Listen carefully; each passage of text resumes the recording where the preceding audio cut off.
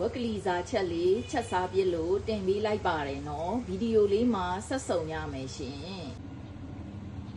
အားလေးတွေကိုစားစနွင်းအချိုမုံနေထားမယ်နော်အယောင်လေးနည်းနည်းလိုချင်လို့ပဲငံပြကြီးအကျဲလေးလည်းထည့်နေထားပါတယ်ရှင်သွန်လေးချင်းနနမင်းမြစ်တို့ကိုငရုတ်ပုမှုတ်လေးနဲ့ရောထောင်းထားမယ်နော်ကျမရဲ့ငရုတ်သီးပုမှုတ်လေးကမဆက်တာဖြစ်တဲ့အတွက်အဆက်စားခြင်းလို့ငရုတ်သီးလေးစိမ့်လေးလည်းနည်းနည်းထည့်ထောင်းထားလိုက်မယ်နော်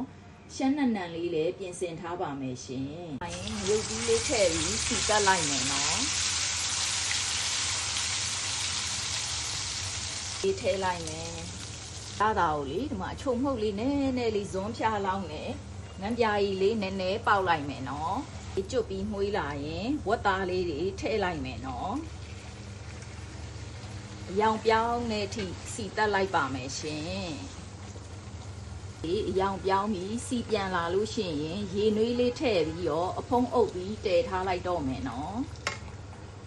အားလေးလဲနူးပြီးစီလဲပြန်ကန်ပြီးပြီဆိုရင်အိုးဖုံးဖွင့်ထားပြီးတော့မီးရှိန်လျှော့လိုက်မယ်နော်ပုံငံလေးတွေကိုလေလိုတလိုလေးထည့်လိုက်ပါနော်ကျမကတော့စီတက်ထားတော့ထည့်ထားတဲ့အတိုင်းဆိုရင်အဆင်ပြေပါပြီရှင်လေးလဲပြန်လာပြီဆိုရင်ရှမ်းနံလေးအုပ်လိုက်တော့မယ်နော်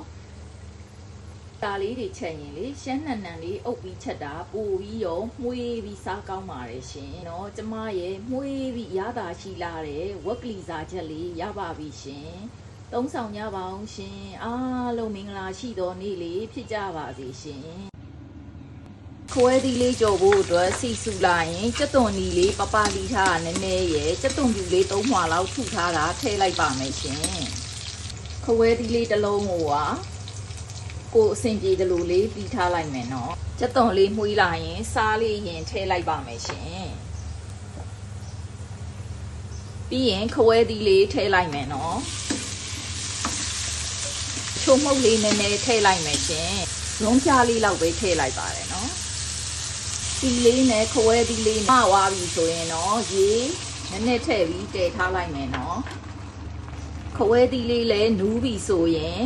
ခယူးစီလေးနည်းနည်းထည့်လိုက်မယ်နော်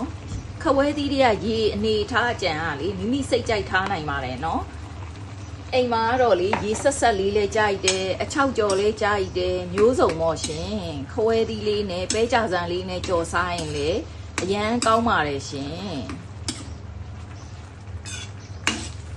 ခယူးစီကိုကလေအိုးချကန်ဒီမှာထည့်နော်အဲ့ဒါဆိုပို့မွှေးပါတယ်ရှင်အခုဆိုရင်တော့ရတာရှိကြတဲ့ခဝဲသီးကြော်ချက်လေးရပါပြီရှင်သုံးဆောင်ကြပါအောင်ရှင်အားလုံးမင်္ဂလာရှိသောနေ့လေးဖြစ်ကြပါစေရှင်